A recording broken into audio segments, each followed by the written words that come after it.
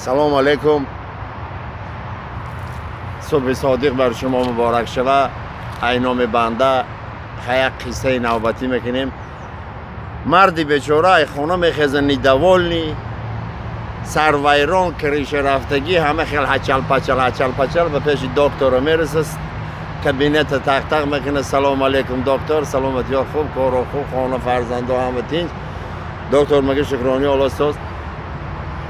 گفته همه من یه پرابلم دارم. چی پرابلم داری؟ همین زنک خطی همین ما سکس تغوری نمیگیره ده. گفته برای چی تغوری نمیگیره؟ گفته نمیدونم برای چی تغوری نمیگیره. گفته خواه زنک یه مهربانی کردن در کار یک دلش خرسان کردن در کار. گفته رفیق دکتر چیکار کردن در کار؟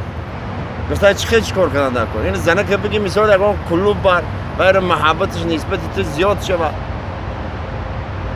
با چی کار کردن در کار؟ خیلی بعد یک کلوب بگی اگه جای استریپتیز بر نفس و نفاذاتش زیاد شوه با چی کار کنم دکتر؟ خیلی بعد بگی یک گستی نیستی همه پیتیزویاز نی بر با چی کار کنم؟ با کسی آچت که با مر فیرا که آخی سلامت باشی.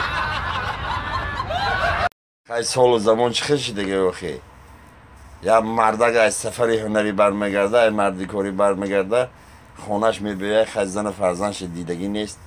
کودک همه قچاقی پدر نمیفروی ان همه بازی کده دینگله کده آشنایی کده شب به جای میرسه. این مردک هم دیلش میکشه زنک هم دیلش میکشه. یکم وریان نیسته.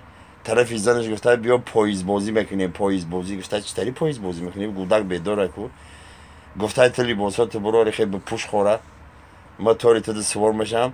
سوراب جان گفته تو خیلی ارخی مده سوار شد تو تروبی پاییز همه چپ زد همه عینی کیف آمدن. کودک ایطوری ارخی آتش همه خیلی میغلطه.